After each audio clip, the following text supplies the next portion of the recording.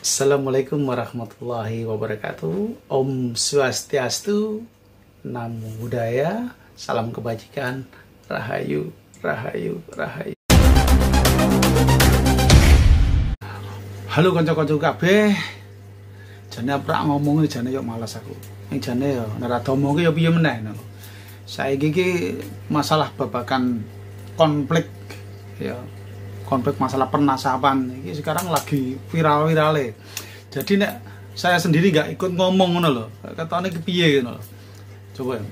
Dalam hidup ini itu sebenarnya ada dua semua. Ada siang, ada malam. Ono lanang, ono wedok, ada laki-laki, ada perempuan. Dan juga ada sing manutan, ada yang ngeyalan. Nah ini seperti ini.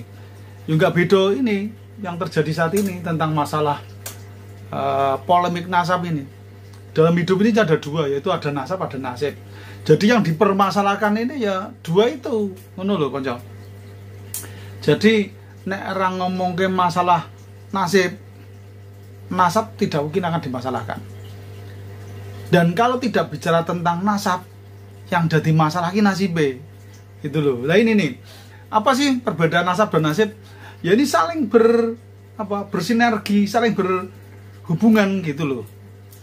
Soalnya aku pernah arep ngomong nganggo dalil-dalilan lah. Kon aku nganggo dalil aku domong neh. Kalau bukan ahli nasab gak usah ngomong tentang nasab. Wong Roma Irama saja diomong begitu kok. Gitu ya. Jadi aku ngomong ya seperti lah sak karepku ngomong, secangkemku ngomong, ngono lho. Percaya. Jadi nek bicara tentang nasab mesti urusannya karo nasib. Percaya ra? Nek aku percaya iki logika kok. Poro habaib ya sing domongke Pak Alawi lah ya. Ini kan bicara tentang nasab, masalah keturunan ya. Ini logika wae, nalar sing gampang lah. Bahwa mereka bicara tentang nasab karena gini, mereka bicara tentang nasib gitu loh. Jadi mereka kenapa mempertahankan masalah kenasabannya? Sampai digugat karo Kiai Imat masalah kamu tuh bukan cucu Rasulullah, bukan turun Rasulullah. Secara ilmiah kamu gini dan sebagainya. Dan setelah tes DNA juga sama seperti itu. Seperti yang disampaikan Dr. Sugeng, bahwa genetikanya tetap kamu haplogrupnya G. Karena keturunan zaman. Tetap ngeyel, percaya saja sama saya. Kenapa? Karena bicaranya tentang masalah nasib. Gitu loh. Kalau para habaib Balawi ini mengakui dia tuh bukan keturunan Nabi. Tadi dia akan bicara nasib. Nah, nanti nasib saya bagaimana? Nanti jamaah saya bagaimana? Nanti rombongan sholawat saya bagaimana, penghasilan saya bagaimana, hidup saya bagaimana, itu loh, percaya aja sama saya. Karena nasib itu sebenarnya kalau kita berpikir yang sehat, yang jernih, nasib kita tuh yang menentukan Allah Subhanahu Wa Taala. Ini dengarkan loh ini loh, ini nggak cukup khusus untuk para habaib, aku dewe yo bukan siapa-siapa kok, gitu loh. Jadi untuk semuanya. Kalau bicara nasib sebenarnya kita tuh tinggal bersyukur saja kok. Karena Allah tuh Maha Rahman, Maha Rahim. Ya. Rahman Rahimnya Gusti Allah tuh pasti nggak ada yang namanya Allah tuh berbohong, tuh nggak mungkin. Tapi kalau Habib-habib ini berbohong bisa saja. Sebenarnya Habib yang sekarang ini tidak bohong, enggak. Cuma dia meneruskan kebohongan dari leluhurnya. Itu mungkin bisa terjadi seperti itu. Makanya ngomongannya plin-plan. Dulu menyuruh tes DNA supaya tahu dia tuh turunan Nabi atau bukan. Nah sekarang malah dibalik lagi, tes DNA tuh haram hukumnya, haram. Ini gimana toh? Jadi aku dhewe yo bingung ngono lho.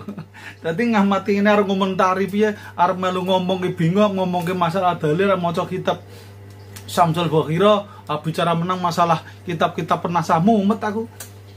Wis ben bacane Wafi.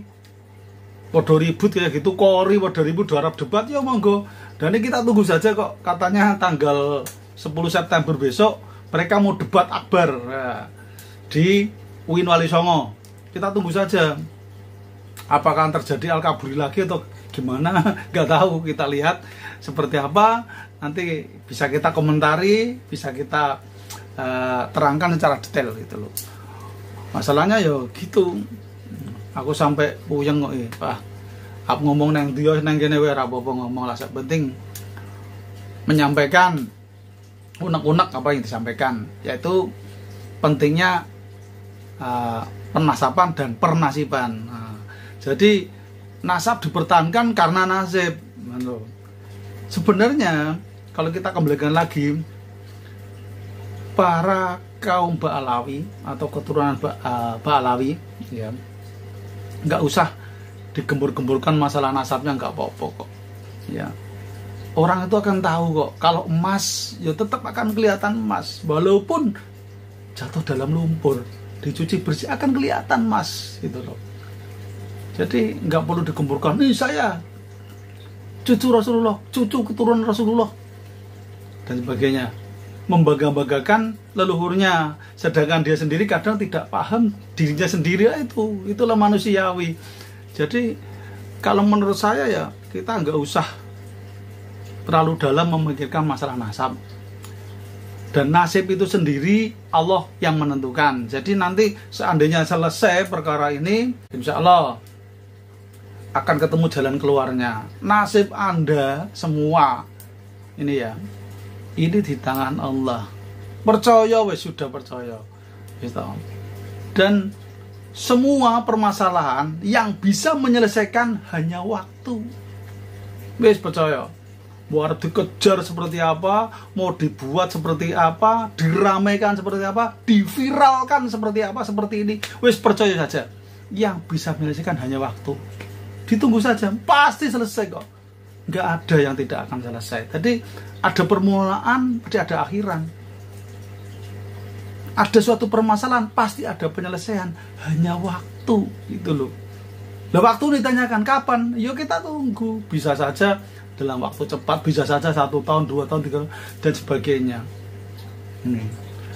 Dan yang saya herankan ini, kenapa ya dari pemerintah sama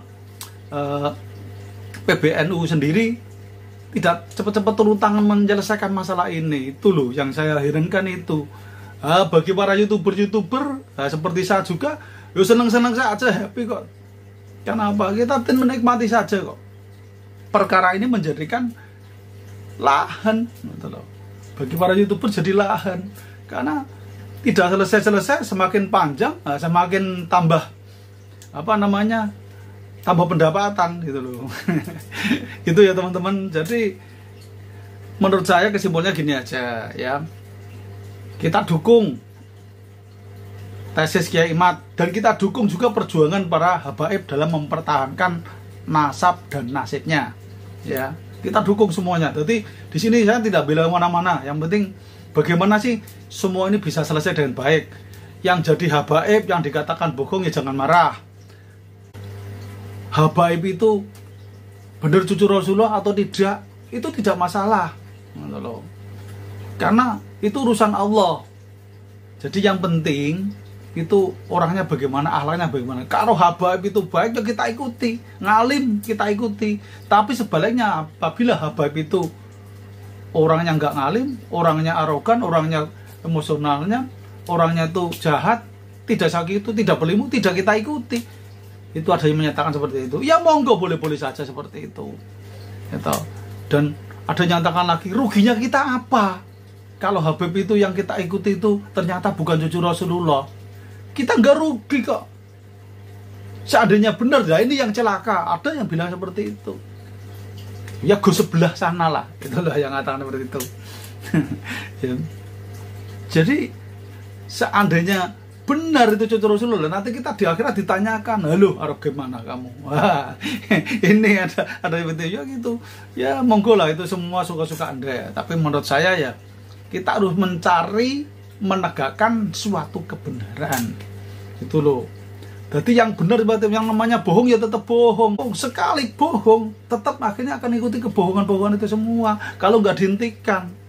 Dan kadang yang berbohong itu mau hentikan sendiri nggak mau, karena menaratnya adalah benar, gitu loh. Jadi menurut saya ya udahlah, namanya kebohongan ya harus dibongkar, harus dijelaskan kalau itu benar-benar bohong. Kalau seandainya nanti benar, ya sudah, kita ngalah gitu. Cara wong Jawa ngomong itu, sapa ngalah gede wekasane, gitu loh. Berarti orang Jawa tuh enak kok, enggak ribut-ribut, enggak ruwet-ruwet, enggak, gitu loh. Ya Imat tuh sebenarnya nggak ruwet kok, nggak ribut. Gus Abbas Buntet juga orangnya nggak ruwet, nggak kok. Semua itu karena sayang. Bukan meri, bukan iri, bukan. Menurut saya.